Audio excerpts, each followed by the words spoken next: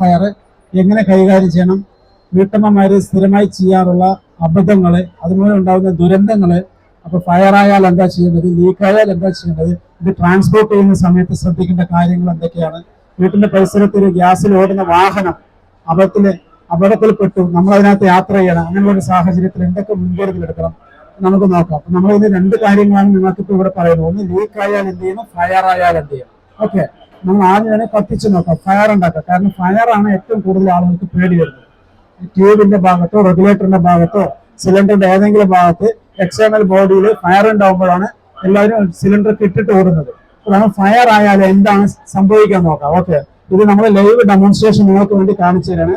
നിങ്ങളുടെ പേടിയൊക്കെ മാറ്റി ഇതുപോലെ എന്തെങ്കിലും ഒരു ഫയറൊക്കെ ഉണ്ടാകുന്ന സമയത്ത് അത് നിഷ്പ്രയാസം കൈകാര്യം എങ്ങനെ ചെയ്യാമെന്നുള്ളതിനെ കാണിച്ച് വേണ്ടിയിട്ടാണ് നമ്മൾ ലൈവ് ഡെമോൺസ്ട്രേഷൻ ചെയ്യുന്നത്. ഓക്കെ,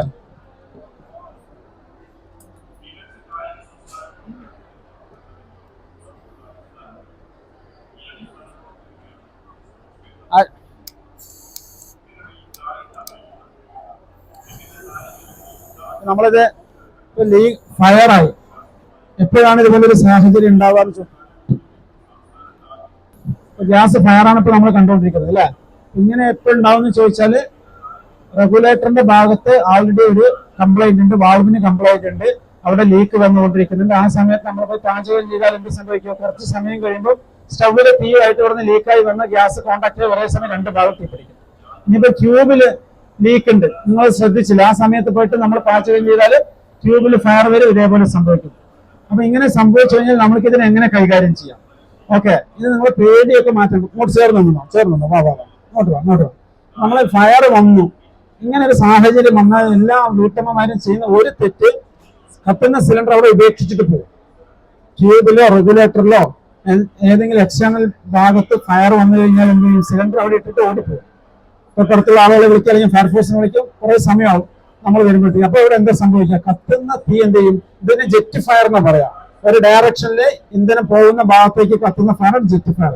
ഈ സിലിണ്ടർ ഇവിടെ ഇട്ടിട്ട് പോയാൽ ഈ തീ അങ്ങോട്ട് പോകും, ചുറ്റുമുള്ള വസ്തുക്കളൊക്കെ ചൂടാവും, കത്തി അവസാനം കിച്ചൺ മുഴുവൻ ഫയറാവും, വീട് ഫയറാവും അല്ലെ. സിലിണ്ടർ തീക്കകത്ത് സിലിണ്ടർ പൊട്ടിത്തെറിക്കും.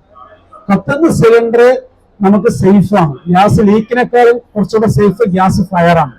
ഇപ്പം ഇവിടെ ഒരു കാര്യം ശ്രദ്ധിച്ചോ, ഇത് കത്തിച്ച് കാണിച്ചു തന്നത് തീ ഒരിക്കലും സിലിണ്ടറിനകത്ത് പോകില്ല എന്ന് നിങ്ങളെ ബോധ്യപ്പെടുത്താൻ ഇവിടെ കത്തിച്ചത്. മനസ്സിലായോ? തീ എവിടേക്ക് പോയില്ല, സിലിണ്ടറിനകത്ത് പോയിട്ടില്ല, അത് പൊട്ടുന്നത്. അത് നമ്മളെ ബോധ്യപ്പെടുത്താനാണ് നമ്മൾ ഇവിടെ കത്തിച്ചത്. തീ ഇവിടെ കത്തിക്കൊണ്ടേയിരിക്കും, ഇവിടെ ഒന്നും സംഭവിക്കില്ല. ഇന്ധനം തീരുന്നത് വരെ കത്തും, ഇന്ധനം തീരുമ്പോൾ തീയാണ്. അപ്പൊ സിലിണ്ടർ എങ്ങനെ പൊട്ടുന്നൊരു സംശയം വരും. തീ ഒരിക്കലും സിലിണ്ടറിനകത്തോട്ട് പോകില്ല. എന്താ കാരണം, അകത്ത് ഓക്സിജൻ ഇല്ല. അന്തരീക്ഷ വായുവിന്റെ സാന്നിധ്യത്തിൽ മാത്രമേ ഭൂമിയിൽ എവിടെ ഫയർ ഉണ്ടാവുള്ളൂ. അതെല്ലാം നമ്മൾ പഠിച്ചിട്ടുണ്ട്. അപ്പൊ ഓക്സിജന്റെ സാന്നിധ്യത്തിൽ ഫയർ ഉണ്ടാവുള്ളൂ. ഇതിനകത്ത് പ്രൊപ്പൈനും ബ്യൂട്ടൈനും നല്ല പ്രഷറിൽ നിറച്ചു വെച്ചിരിക്കുക. 8 മുതൽ 10 ബാർ പ്രഷറിലാണ് ഇതിനകത്ത് പ്രൊപ്പൈനും ബ്യൂട്ടൈനും നിറച്ചിരിക്കുക. അതുകൊണ്ട് തീക്ക് ഒരിക്കലും സിലിണ്ടറിനകത്ത് എൻ്റർ ചെയ്യാൻ കഴിയില്ല. അതിനകത്ത് വായുവില്ല. അന്തരീക്ഷ വായുവിന് ഒരിക്കലും തീ സിലിണ്ടറിനകത്ത് പോകാനും കഴിയില്ല. അപ്പൊ പിന്നെ എങ്ങനെ സിലിണ്ടർ പൊട്ടുമെന്ന് ചോദിച്ചാൽ, കത്തുന്ന സിലിണ്ടർ നിങ്ങൾ അവിടെ ഉപേക്ഷിച്ചിട്ട് പോകുമ്പോൾ എന്ത് സംഭവിക്കും, ചുറ്റുമുള്ള വസ്തുക്കൾ തീപിടിച്ച് കിച്ചൺ ഫയർ, സിലിണ്ടർ പൂർണ്ണമായും തീക്കകത്ത് വരും. സിലിണ്ടർ പൂർണ്ണമായും തീക്കകത്ത് വന്നാൽ 15-20 മിനിറ്റ് കഴിയുമ്പോഴേക്കും ഇത് പൊട്ടാം. സിലിണ്ടർ ചൂടാവും. സിലിണ്ടർ ചൂടാകുമ്പോൾ എന്ത് സംഭവിക്കും, അതിനകത്തുള്ള ലിക്വിഡ് ചൂടാവും. ലിക്വിഡ് ചൂടാവുമ്പോൾ ലിക്വിഡ് ബോയിലിംഗ് പോയിന്റിലേക്ക് വരും, തിളയ്ക്കാൻ തുടങ്ങും. അടുത്ത സ്റ്റേജ് കഴിഞ്ഞാൽ വേപ്പർ ഫോമിലേക്ക് ഇത് കൺവേർട്ട് ആവും. അപ്പം നമ്മള് ഇതിനകത്ത് നോർമലി നിറച്ചു വെച്ചിരിക്കുന്നത് ദ്രാവക രൂപത്തിലുള്ള ലിക്വിഡായിട്ട് പെട്രോളിയം ഗ്യാസ് ആണ്. പുറത്ത് വരുമ്പോൾ വായു രൂപത്തിലുള്ള ഗ്യാസ് ആണ്. പക്ഷെ സിലിണ്ടർ ചൂടായി കഴിഞ്ഞാൽ എന്ത് സംഭവിക്കും, അകത്ത് വെച്ച് തന്നെ ലിക്വിഡ് സ്റ്റേജിലുള്ള ഇന്ധനം ഡയറക്റ്റ് ഗ്യാസ് ഫോമിലേക്ക് കൺവേർട്ട് ആവും. 250 മടങ്ങ് വികസിക്കുന്നത്. അപ്പൊ ഇതിന്റെ വോളിയം കൂടും, ഇതിനെ സ്റ്റോർ ചെയ്യാൻ പറ്റാതെ വരും. വോളിയം കൂടുമ്പോൾ അപ്പൊ ഇതിന്റെ സെൻട്രൽ പോർഷൻ, ഇതാണ് ഇതിന്റെ വീക്ക് പോയിന്റ്, ഏറ്റവും വൾണറബിൾ ആയിട്ടുള്ള പോയിന്റ് ആണ് ഈ വെൽഡിംഗ് വെച്ചിരിക്കുന്നുണ്ട. സി വെൽഡിംഗ് എന്ന് പറയും. ഇവിടെ മേൽപ്പാളിയും താഴെയുള്ള പാളി, ഇത് രണ്ടും കൂടെ ചേർത്തിട്ട് വെൽഡ് ചെയ്തിരിക്കണം. ഇവിടെ വെച്ചിട്ട് ഓപ്പൺ ആവും. അങ്ങനെയാണ് സിലിണ്ടർ പൊട്ടുന്നത്. മനസ്സിലായോ? അപ്പൊ സിലിണ്ടർ എങ്ങനെ പൊട്ടുന്നത്, തീ അകത്ത് കയറിയിട്ടല്ല സിലിണ്ടർ പൊട്ടുന്നത്. സിലിണ്ടർ പൂർണ്ണമായും തീക്കകത്ത് കിടന്ന് ചുട്ടുപഴുത്ത് 20-15 മിനിറ്റ് കഴിയുമ്പോഴേ സിലിണ്ടർ പൊട്ടും. നമ്മൾക്ക് എന്ത് ചെയ്യാം, റെഗുലേറ്ററിലോ ട്യൂബിലോ ഫയർ ആയാൽ നമ്മൾക്ക് ധൈര്യമായിട്ട് ഇതിന്റെ പിറകുവശത്ത് നിന്നുകൊണ്ട് നേരെ തീയുടെ എതിർ ദിശയിൽ വരിക, റെഗുലേറ്റർ ഓഫ് ചെയ്യും. ഒരു വിരൽ ഉപയോഗിച്ച് പോലും നമുക്ക് തീ അണയ്ക്കാം. ഇതാരും പ്രാക്ടീസ് ഒന്നും ചെയ്തത്, ഞാൻ നിങ്ങൾ പേടി മാറ്റാൻ വേണ്ടി ജസ്റ്റ് ഒന്ന് കാണിച്ചു തരാം. കത്തുന്ന സിലിണ്ടർ ഉപേക്ഷിച്ച് അടുത്ത പഞ്ചായത്തിലേക്ക് എത്തിയായിരിക്കും വീട്ടമ്മമായി ഓടുക. എന്നിട്ട് ഫയർഫോഴ്സ് നാട്ടുകാരൊക്കെ വിളിച്ചപ്പോഴേക്ക് വീട് കത്തി സിലിണ്ടർ പൊട്ടിത്തെറിച്ച സാഹചര്യം വരും. അങ്ങനെയാണ് ഞങ്ങൾ കണ്ടിട്ടുള്ളത്. ഓക്കെ, അപ്പൊ നമുക്കിത് എങ്ങനെ കൈകാര്യം ചെയ്യാൻ നോക്കാം. ഒന്നുമില്ല. അപ്പൊ എന്തുകൊണ്ടാണ് കൈ ചൂട് വരാത്തത്? അതിന്റെ സയൻസ് ഇതാണ്. തീ ഇവിടെ നിന്നാണ് സ്റ്റാർട്ട് ചെയ്യുന്നത്, മനസ്സിലായോ? ഇന്ധനം ഇതുവരെ ഇന്ധനമാണ്, പ്രൊപ്പൈനും ബ്യൂട്ടൈനാണ്. ഇവിടെ വെച്ച് അന്തരീക്ഷത്തിൽ ഓക്സിജനുമായിട്ട് അത് മിക്സ് ചെയ്ത് അതിന്റെ റേഞ്ച് ഓഫ് ഫ്ലെയിമബിലിറ്റിക്ക് വന്ന് എന്നിട്ടാണ് തീ കത്തുന്നത്. വായുവും ഇന്ധനവും കൂടെ മിക്സ് ചെയ്യണം, എന്നിട്ട് ആ കത്താൻ പരുവത്തിലാവണം. എന്നതിന് ശേഷം ഫയർ ആവുള്ളൂ. അതാണ് അതിന്റെ റേഞ്ച് ഓഫ് ഫ്ലെയിമബിലിറ്റി, ജ്വലന പരിധി എന്ന് പറയുന്നത്. അപ്പം പല ആളുകളും ധരിച്ചു വെച്ചിരിക്കുന്നത് എന്താണ്? തീ അകത്ത് പോയിട്ടാണ് സിലിണ്ടർ പൊട്ടുന്നത്. തീ ഒരിക്കലും അകത്ത് പോയില്ല. ഓക്കെ, അപ്പൊ പൊട്ടുന്നത് എങ്ങനെയാണെന്ന് മനസ്സിലായില്ലേ? പക്ഷെ നമ്മൾ ശ്രദ്ധിക്കേണ്ട കാര്യം ചേർന്നത് ഇതൊന്നുമല്ല. നമ്മൾ ലീക്ക് ആവുമ്പോൾ എന്ത് ചെയ്യണോ അതാണ് ശ്രദ്ധിക്കേണ്ടത്. ഇപ്പൊ ഇവിടെ നമ്മൾ ട്യൂബിലോ റെഗുലേറ്ററിലൊക്കെ തീ പിടിച്ച പിറകുവശത്ത് കൂടെ അണയ്ക്കാം. ഇനി അത് അണയ്ക്കാൻ കഴിഞ്ഞില്ലെങ്കിൽ സിലിണ്ടർ ചൂടാവാതിരിക്കാം, വെള്ളം സ്പ്രേ ചെയ്ത് ഇതിന് കൂൾ ചെയ്യാം. അതിന് നിങ്ങൾക്ക് പറ്റിയില്ലെങ്കിൽ ഒരു കാല് പെയിന്റ് ബക്കറ്റ് ഉണ്ടെങ്കിൽ അല്ലെങ്കിൽ ബക്കറ്റ് കൊണ്ടുവന്ന് കമഴ്ത്തി വെച്ച് കഴിഞ്ഞാൽ ഓക്സിജൻ കട്ടായി തീ അണയും. അല്ലെങ്കിൽ ബെഡ്ഷീറ്റോ കമ്പി എടുത്ത് കവർ ചെയ്ത് കഴിഞ്ഞാൽ തീ അണയ്ക്കും. പിന്നെ റെഗുലേറ്റർ ഓഫ് ചെയ്യാം. കത്തുന്ന സാഹചര്യത്തിൽ വളരെ ഈസി ആയിട്ട് കൈകാര്യം ചെയ്യാം. പക്ഷെ ലീക്കായ സാഹചര്യത്തിൽ ഈസി ആയിട്ട് കൈകാര്യം ചെയ്യാൻ പറ്റില്ല. കത്തുന്ന സാഹചര്യത്തിൽ നമ്മൾ ശ്രദ്ധിക്കേണ്ടത് തീക്കകത്ത് വീഴാതെ നോക്കിയാൽ മതി. തീക്കകത്ത് വീഴാതെ നോക്കിക്കഴിഞ്ഞാൽ സേഫാണ്. പക്ഷെ ലീക്കായ സാഹചര്യം അങ്ങനെയല്ല കൈകാര്യം ചെയ്യുന്നത്. ലീക്കാണ് ഏറ്റവും ഡേഞ്ചർ. അവിടെ നമ്മൾ ശ്രദ്ധിക്കേണ്ടത് ഇതിനകത്ത് ഇന്ധനം -60 തണുപ്പിലും ചെറിയ ഒരു സ്പാർക്ക് കിട്ടിയാൽ കത്തും. ഇതിനകത്തുള്ള ബ്യൂട്ടൈൻ പറയുന്ന ഇന്ധനം അതിന്റെ ഫ്ലാഷ് പോയിന്റ് -60 പ്രൊപ്പൈന്റെ ഫ്ലാഷ് പോയിന്റ് -45 അതിന്റെ സയൻസ് ആണ് ഞാൻ പറഞ്ഞത്. അതായത് -60 തണുപ്പിലും ഇതിനെ ചൂട് കൊടുത്താൽ ഇത് കത്തും. നമ്മൾ മനസ്സിലാക്കേണ്ടത് നമ്മുടെ അറ്റ്മോസ്ഫിയർ ടെമ്പറേച്ചർ 38 40 ആണ് ഏപ്രിൽ മാസത്തിൽ. അപ്പൊ 40 അറ്റ്മോസ്ഫിയർ ടെമ്പറേച്ചറിൽ -60 തണുപ്പിലും ചൂട് കിട്ടിയാൽ കത്തുന്ന ഇന്ധനം ലീക്കായാൽ അവിടെ നിൽക്കുന്നത് പോലും അപകടമാണ്. തറയിലൊന്ന് കാലുകൊണ്ട് ആഞ്ഞു ചവിട്ടിയാൽ ഫയർ ആവാം, കൈ കൊണ്ട് കൂട്ടിയടിച്ചാൽ ഫയർ ആവാം. ഓരോ കാര്യം വളരെ ശ്രദ്ധയോടെ അവിടെ ചെയ്യാൻ പാടും. അല്ലെങ്കിൽ ഫയർ ആയിക്കഴിഞ്ഞാൽ എത്ര ഏരിയയില് ഗ്യാസ് സ്പ്രെഡ് ചെയ്തിട്ടുണ്ടോ ആ ഏരിയ ഒറ്റയടിക്ക് കത്തും. ഒരാൾക്ക് രക്ഷപ്പെടാൻ പറ്റില്ല. ജീവനുള്ളതും ജീവൻ ഇല്ലാത്തതായിട്ടുള്ള എല്ലാ സാധനങ്ങളും അതിനകത്ത് കത്തിയാൻ വരും. അപ്പൊ നമ്മൾ അവിടെ എന്ത് ചെയ്യണം? ഗ്യാസ് ലീക്കായി നമ്മുടെ മനസ്സിൽ ആദ്യം ഓർമ്മ വരേണ്ടത് -60 തണുപ്പിലും ചൂട് കിട്ടിയാൽ സ്പാർക്ക് കിട്ടിയാൽ കത്താൻ സാധ്യതയുള്ള ഇന്ധനമാണ് നമ്മുടെ വീട്ടിൽ മുഴുവൻ സ്പ്രെഡ് ആയിട്ടുള്ളതെന്ന് ഓർമ്മ വേണം. അപ്പൊ പിന്നെ നമുക്ക് അറിയാം ഇഗ്നിഷൻ സോഴ്സ് എല്ലാം അടക്കുക. അതായത് കത്താൻ സാധ്യതയുള്ള സാഹചര്യം ഉണ്ടാക്കാതിരിക്കുക. അതിനെന്ത് ചെയ്യണം? ഇലക്ട്രോണിക്സ് ഉപകരണങ്ങൾ ഓണും ഓഫും ചെയ്യരുത്. പല അമ്മമാരും ധരിച്ചു വെച്ചിരിക്കുന്ന എല്ലാം ഓടിപ്പോയി ഓഫ് ചെയ്യണം. മെയിൻ സ്വിച്ച് ഓഫ് ചെയ്യണം. ഫാൻ വർക്ക് ചെയ്യുന്നുണ്ടെങ്കിൽ അത് ഓഫ് ചെയ്യണം. TV ഓൺ ആണെങ്കിൽ അത് ഓഫ് ചെയ്യണം. ഓണും ഇല്ല. ഓഫും ഓണും ചെയ്യുമ്പോൾ ഇലക്ട്രിക്കൽ സ്പാർക്ക് ഇലക്ട്രിക്കൽ ആർക്കും ഉണ്ടാവും. എവിടെ? സ്വിച്ചിനകത്ത്. ഞാനോ നിങ്ങൾക്കും അത് കാണാൻ കഴിയില്ല. നമ്മുടെ കണ്ണിന്റെ ദൃഷ്ടിയിൽ കാണാൻ പറ്റാത്ത ചെറിയ സ്പാർക്ക് സ്വിച്ച് ബോർഡിനകത്ത് നടക്കുന്നുണ്ട്. ഓക്കെ, അപ്പൊ ഇത് വായു രൂപത്തിലുള്ള ഇന്ധനമാണ്. ഇത് പുറത്തുവന്നാൽ എന്ത് സംഭവിക്കും? കാറ്റിന്റെ ദിശയ്ക്കനുസരിച്ച് ഇത് എല്ലാ ഭാഗത്തും സ്പ്രെഡ് ആവും. നമുക്കിതിനെ തടഞ്ഞു നിർത്താൻ പറ്റില്ല. ദ്രാവക രൂപത്തിലുള്ളതാണെങ്കിൽ നമുക്ക് തടഞ്ഞു നിർത്താം. വെള്ളമാണെങ്കിൽ തടുത്തു നിർത്താം. വായുവാണ്, നമുക്ക് ഇങ്ങോട്ട് വരരുതെന്ന് പറയാൻ കഴിയില്ല. എല്ലാ ഭാഗത്തും സ്പ്രെഡ് ആവും. എവിടെയൊക്കെ എയർ പോയി കിടക്കും ആ ഭാഗത്തൊക്കെ. അപ്പൊ സ്വിച്ച് ബോർഡിനകത്തും മെയിൻ സ്വിച്ചിനകത്തും പ്ലഗ് പോയിന്റിനകത്തും എല്ലാ ഭാഗത്തും എന്തുണ്ടാവും? ഗ്യാസ് വന്ന് കിടക്കുന്നുണ്ടാവും. അപ്പൊ നമ്മൾ പോയി ഓൺ ഓഫ് ചെയ്താൽ സ്പാർക്ക് പെട്ടെന്ന് ഫയർ ആവും. ഓക്കെ, മൊബൈൽ ഫോൺ ഉപയോഗിക്കരുത്, ടോർച്ച് ഉപയോഗിക്കരുത്, മൊബൈലിന്റെ ടോർച്ച് ഉപയോഗിക്കരുത്, റിമോട്ട് കൺട്രോൾ പോലും ഉപയോഗിക്കാൻ പാടില്ല. റിമോട്ട് ഉപയോഗിച്ച് എന്ത് സംഭവിച്ചാൽ ഇലക്ട്രോ മാഗ്നറ്റിക് വേവ്സ് പ്രൊഡ്യൂസ് ചെയ്യും. അപ്പൊ കണ്ണിന്റെ ദൃഷ്ടിയിൽ പോലും കാണാൻ കഴിയാത്ത വളരെ മൈന്യൂട്ട് ആയിട്ടുള്ള ഒരു സ്പാർക്ക് മതി ഇത് കത്തിപ്പിടിക്കാൻ. അപ്പൊ അതുകൊണ്ട് ഈ വക കാര്യങ്ങൾ ഒന്നും ചെയ്യരുത്. ഒന്നാമത്തെ സ്റ്റെപ്പ്. 2, എവിടെയാണോ ലീക്ക് കണ്ടെത്തുക, ലീക്ക് അറസ്റ്റ് ചെയ്യുക. എവിടെ ലീക്ക്? സ്റ്റൗവിലാണെങ്കിൽ സ്റ്റൗവിൽ നോബ് ഓഫ് ചെയ്യുക. ഇനി ട്യൂബിലാണ് ലീക്ക് എങ്കിൽ റെഗുലേറ്റർ ഓഫ് ചെയ്യുക. ഇവിടെയാണ് കംപ്ലൈന്റ് എങ്കിൽ ഇത് അഴിച്ചു മാറ്റാതെ അവിടെ സേഫ്റ്റി ക്യാപ്പ് ഉണ്ട്, ഈ സാധനം എടുത്ത് ഫിറ്റ് ചെയ്യുക. ഇത് അതിന് വേണ്ടിയിട്ടാണോ? വാൾവിന് ലീക്ക് വരുമ്പോൾ അറസ്റ്റ് ചെയ്യാനുള്ള സേഫ്റ്റി ക്യാപ്പാണിത്. മനസ്സിലായില്ലേ? വാൾവ് കംപ്ലൈന്റ് ആണ്, എന്ത് ചെയ്യും സാധനം ആലോചിക്കാനൊന്നുമില്ല. നേരെ എടുത്ത് അടച്ചു കഴിഞ്ഞാൽ ഫുൾ അവിടെ സ്റ്റോപ്പായി, സേഫ് ആണ്. പിന്നെ അപ്പൊ ലീക്ക് അറസ്റ്റ് ചെയ്യുക. ഇനി കുറച്ച് ഇന്ധനം പുറത്ത് വന്നിട്ടുണ്ടാവുമല്ലോ, അത് നമുക്ക് ഔട്ട് ചെയ്ത് കളയണ്ടേ? അത് ഒരിക്കലും ശ്വസിക്കാൻ പറ്റാത്ത ഇന്ധനമാണ്. അത് മൾട്ടി ഹസാർഡസ് ആണ്. തീ പിടിച്ച അപകടം ഉണ്ടാക്കും, പൊട്ടിത്തെറിച്ച അപകടം ഉണ്ടാക്കും. ശ്വസിച്ചു കഴിഞ്ഞാൽ നമ്മുടെ ലങ്സിനെ തകർക്കും. ഇത് പ്രൊപ്പൈനും ബ്യൂട്ടൈനും കാർബണും ഹൈഡ്രജനാണ്. നമുക്ക് ശ്വസിക്കാൻ പറ്റിയ വാതകമല്ല. അപ്പൊ നമ്മൾ എന്ത് ചെയ്യണം? ആദ്യം നമ്മൾ ചെയ്യേണ്ടത് വാതിലുകൾ തുറക്കണം, പിന്നെ ജനലുകൾ തുറക്കണം, എന്നിട്ട് റൂഫില്. കാരണം ഇന്ധനം പല ആളുകളും ധരിച്ചു വെച്ചിരിക്കും ഗ്യാസ് ലീക്കായി നേരെ ആകാശത്തോട്ട് വന്നു. ആകാശത്തോട്ടൊന്നും വരിക, നേരെ തറയിലോട്ട് വരിക. അന്തരീക്ഷ വായുവിനേക്കാൾ 2 മടങ്ങ് ഭാരം കൂടുതലാണ് LPG. 2 മടങ്ങ് വെയിറ്റ് കൂടുതലാണ്. 1.5 മുതൽ 2 മടങ്ങ്. അപ്പൊ ഇത് തുറന്നു വിട്ടാൽ എന്ത് സംഭവിക്കും? തറയിലോട്ട് വരും. നമ്മളെ വീട്ടിലൊക്കെ പാചകം ചെയ്യുമ്പോൾ സിലിണ്ടർ താഴെയും സ്റ്റവ് മേലെയും വെച്ചിട്ടല്ലേ പാചകം ചെയ്യുന്നത്. ഏതെങ്കിലും വീട്ടില് സ്റ്റവിന്റെ അടുത്ത് താഴെ വെച്ച് സിലിണ്ടർ ഇങ്ങനെ വെച്ചിട്ട് പാചകം ചെയ്യുന്നുണ്ടോ? ഇപ്പൊ ഇങ്ങനെ സിലിണ്ടർ വെച്ചു, ഇതിനകത്ത് കൊടുത്ത് സ്റ്റവ് താഴെ വെച്ചിട്ട് പാചകം ചെയ്യുന്നുണ്ടോ? അതിന്റെ സയൻസ് ഇതാണ്. അത് ചെയ്യാത്തതിന്റെ കാരണം എന്താ? ഇത് ലീക്കായി കഴിഞ്ഞാൽ ഇത് നേരെ തറയിലോട്ട് വരും. നമ്മൾ അവിടെ പാചകം ചെയ്യുന്നത് പെട്ടെന്ന് ഫയർ ആവും. അത് ഒഴിവാക്കാൻ വേണ്ടിയാണ് വീടുകളിൽ സിലിണ്ടർ താഴെയും സ്റ്റവ് മേലെയും വെച്ച് പാചകം ചെയ്യുന്നത്. മനസ്സിലായോ? സിലിണ്ടറിൽ ലീക്ക് ഉണ്ടായാൽ എവിടെ വരും? താഴോട്ട് പോകും. അപ്പം നമുക്ക് സ്മെല്ലിലൂടെ മനസ്സിലാവും, പെട്ടെന്ന് കട്ട് ഓഫ് ചെയ്യാൻ പറ്റും. അപ്പൊ ഇന്ധനം വെയിറ്റ് കൂടുതലായത് കൊണ്ടാണ് ഇതിനെ തറയിൽ വെച്ചിരിക്കുന്നത്, സ്റ്റൗവിന് മേലെയും വെച്ചിരിക്കുന്നത്. മനസ്സിലായോ? അതാണ് അതിന്റെ അങ്ങനെ നമ്മൾ ചെയ്ത് വരുന്നത്. അപ്പൊ നമ്മൾ ഇവിടെ ശ്രദ്ധിക്കേണ്ട കാര്യം എന്ത് ചെയ്യണം? ലീക്ക് ആയി കഴിഞ്ഞാൽ ലീക്ക് അറസ്റ്റ് കണ്ടെത്തുക, ലീക്ക് അറസ്റ്റ് ചെയ്യുക, എന്നിട്ട് വെന്റിലേഷൻ എല്ലാം ക്ലിയർ ചെയ്യുക, എന്നിട്ട് ഇവാക്യുവേഷൻ പറഞ്ഞാൽ നമ്മൾ അവിടുന്ന് പുറത്തോട്ട് പോകണം, സിലിണ്ടറിനെ എടുത്ത് മാറ്റി വെക്കണം. സിലിണ്ടർ അവിടെ വെച്ചാൽ അപകടമാണ്. പെട്ടെന്ന് അവിടെ മാർക്കറ്റിൽ ഫയർ ആവും, സിലിണ്ടർ തീക്കാത്തവര് സിലിണ്ടർ പൊട്ടിത്തെറിക്കും. നമ്മൾ അവിടെ നിൽക്കുന്നത് അപകടമാണ്. അപ്പൊ നമ്മൾ ശ്വസിച്ചു പോകും. അപ്പൊ നമ്മുടെ ലെൻസിനെ ഡാമേജ് ആക്കും. അതിനാണ് ഇവാക്യുവേഷൻ നടത്തുന്നത്. ഈ 4 കാര്യം ചെയ്യണം. ഒന്ന് ആദ്യം ചെയ്യേണ്ടതാണ് ഇഗ്നിഷൻ സോഴ്സ് അടയ്ക്കുക. പെട്ടെന്ന് കത്താനുള്ള സാഹചര്യം ഉണ്ടാവാതിരിക്കുക. അതാണ് ഇലക്ട്രിക്കൽ ഇലക്ട്രോണിക്സ് ഓപ്പറേറ്റ് ചെയ്യുന്നത്. 2 ലീക്ക് കണ്ടെത്തുക, ലീക്ക് അറസ്റ്റ് ചെയ്യുക. 3 എന്ത് ചെയ്യുക? വെന്റിലേഷൻ ചെയ്യുക. വാതിൽ ജനലുകളൊക്കെ തുറന്ന് വെന്റിലേഷൻ ക്ലിയർ ആക്കുക. 4ാമത്തെ ഇവാക്യുവേഷൻ, പുറത്തോട്ട് പോവുക, സിലിണ്ടറിനെ കൊണ്ട് പുറത്തു വെക്കുക, നമ്മൾ അവിടുന്ന് മാറി നിൽക്കുക. ഈ 4 കാര്യം പ്രധാനമായിട്ട് ചെയ്യണം. ലീക്ക് ആവുമ്പോ ശ്രദ്ധിച്ചോ, എപ്പോഴും മനസ്സിൽ ഓർമ്മ, -60 ഡിഗ്രി തണുപ്പിലും ചെറിയ സ്പാർക്ക് കിട്ടിയാൽ ഫയറാകുന്ന സാധനമാണ് പുറത്ത് കിടക്കുന്നത് എന്നുള്ള ഓർമ്മ വേണം. അപ്പൊ ലീക്കാണ് ഗ്യാസിൽ ഏറ്റവും ശ്രദ്ധിക്കേണ്ടത്. ഗ്യാസ് ഫയർ ഡേഞ്ചർ അല്ല. ഇനി വീട്ടിലൊരു സിലിണ്ടർ കൊണ്ടുവരുമ്പോൾ ഒരു 4-5 കാര്യം കൂടെ ശ്രദ്ധിക്കണം. നമ്മൾ വീട്ടിലൊരു സിലിണ്ടർ ഡെലിവറി ചെയ്യുമ്പോൾ ആദ്യം നോക്കേണ്ടത് ഈ ക്യാപ്പ് സീൽഡ് ആണോ നോക്കണം. ഇതിനകത്ത് ഇങ്ങനെ അടച്ചു വെച്ചിട്ടുണ്ടാവും, അത് സീല് ചുറ്റിയിട്ടുണ്ടാവും. അത് സീൽഡ് അല്ലെങ്കിൽ ഗ്യാസ് കുറവായിരിക്കും.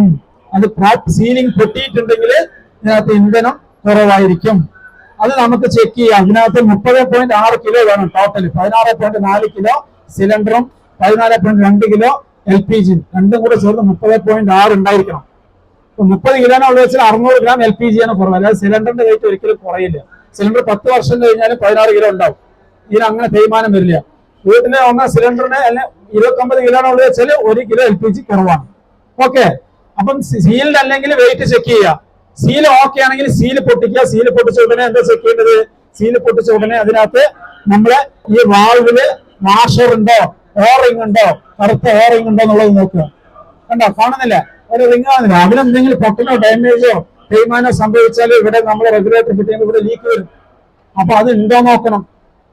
അതില്ലെങ്കിൽ ഏജന്റിനെ വിളിച്ചത് മാറ്റാൻ ആവശ്യപ്പെടുന്ന വേറെ സിലിണ്ടർ കൊണ്ടുവരാൻ പറയണം. ഇനി അത് ഓക്കെ ആണെങ്കിൽ അടുത്തതിന്റെ എക്സ്പയറി ഡേറ്റ് നോക്കണം. സിലിണ്ടറിന് ഒരു എക്സ്പയറി ഡേറ്റ്, ഗ്യാസിനില്ല. ഗ്യാസിന് എക്സ്പയറി ഡേറ്റ് ഒന്നുമില്ല, പക്ഷെ സിലിണ്ടറിനുണ്ട്. അല്ലെ? നമ്മളൊരു പാക്കറ്റ് ബിസ്ക്കറ്റ് വാങ്ങുമ്പോഴോ ഒരു ബ്രെഡ് പാക്കറ്റ് വാങ്ങുമ്പോഴോ എക്സ്പയറി ഡേറ്റ് നോക്കില്ലേ?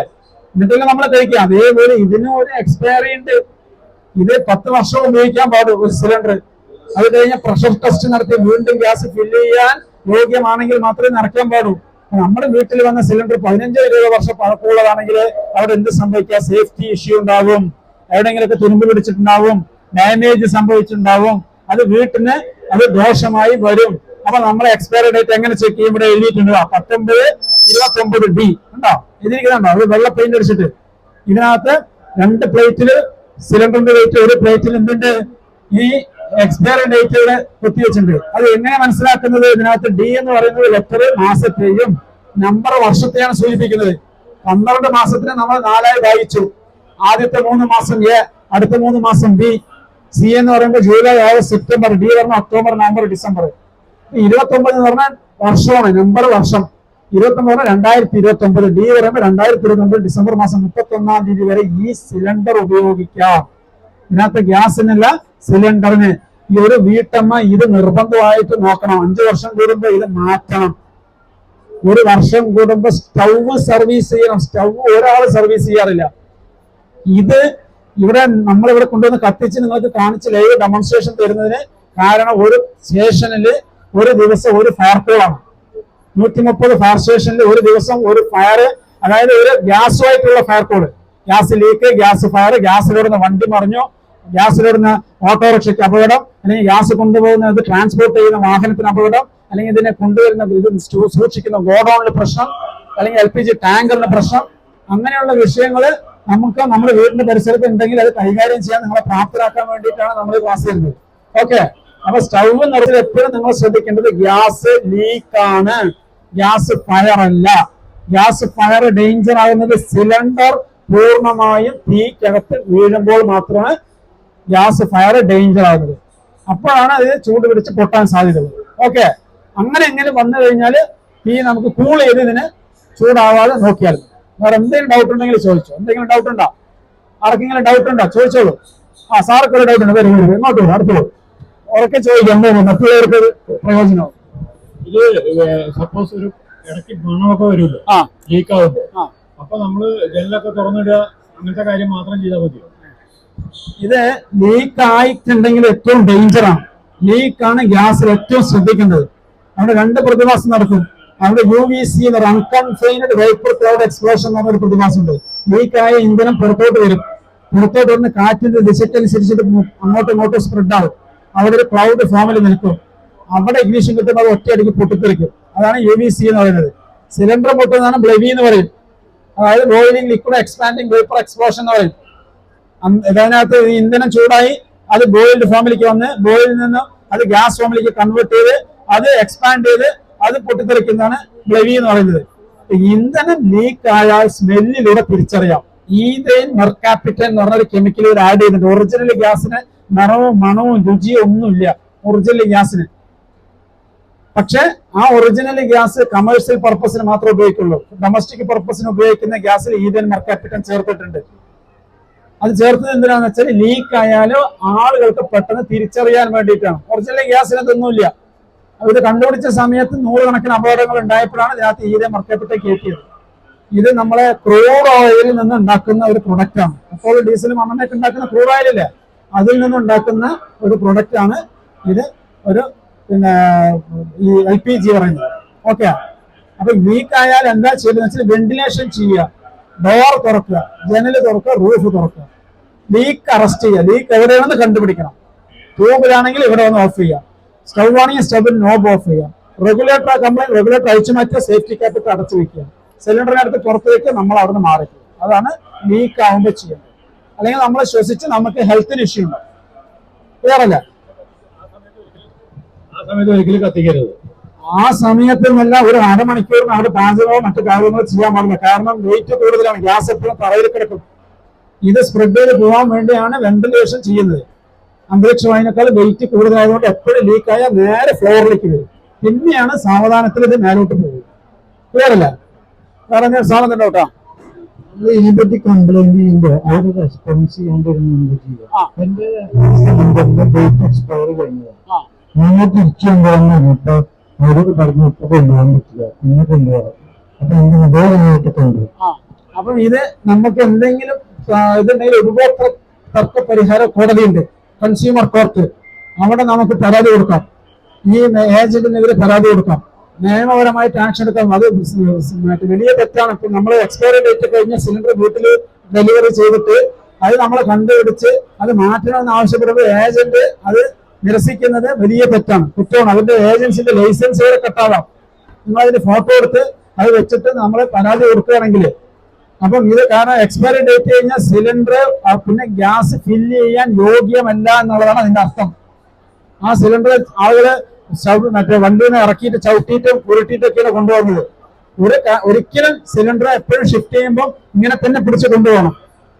കിടത്തി കൊണ്ടുപോകാനോ കമഴ്ത്തി കൊണ്ടുപോകാനോ ചരിച്ചു കൊണ്ടുപോകാനോ പാടില്ല. ചൂടുവെള്ളത്തിലൊന്നും ഇത് ഇറക്കി വെക്കാൻ പാടില്ല. പിന്നെ ഇതിന്റെ മേലെ കുട്ടികൾക്ക് കയറിയിരിക്കാനുള്ള സ്റ്റാൻഡ് ഒന്നുമില്ല. പല വീട്ടമ്മമാരും മക്കൾ ഇതിനകത്ത് കയറിയിരിക്കും, ചൂടുള്ള സാധനങ്ങളൊക്കെ ഇതിനകത്ത് ഇറക്കി വെക്കും, പാചകം ചെയ്തുകൊണ്ടിരിക്കുമ്പോൾ ഫ്രൈ പാനിലൊക്കെ കയറ്റി വെക്കും. ഒരിക്കലും അങ്ങനെ ചെയ്യാൻ പാടില്ല. പിന്നെ വാൾവിനെ പ്രൊട്ടക്ട് ചെയ്യാൻ വേണ്ടിയിട്ടുള്ള സാധനമാണ് ഈ വാൾവുണ്ടല്ലോ. ഇത് തറയിൽ വീണ് ഇതിന് ഡാമേജ് വരാതിരിക്കാൻ വേണ്ടിയിട്ട് വെച്ചിട്ടുള്ള സാധനമാണ് വാൾവ് പ്രൊട്ടക്ടിങ് റിംഗ് എന്ന് പറയുന്നത്. നമുക്ക് തൂക്കി തോളിൽ വെച്ച് കൊണ്ടുപോകാൻ വേണ്ടിയിട്ട് വെച്ചിട്ടുള്ളതല്ല ഇത്. ഓക്കെ, ഡേഞ്ചർ ആണ്, ബോംബിന് തുല്യമായിട്ടുള്ള സാധനമാണ്. പൊട്ടിക്കഴിഞ്ഞാല് ഒരു വീടൊക്കെ നിഷ്പ്രയാസം തകർന്നു പോകും. ഓക്കെ, വേറെ എന്തെങ്കിലും സംശയം ഉണ്ടോ?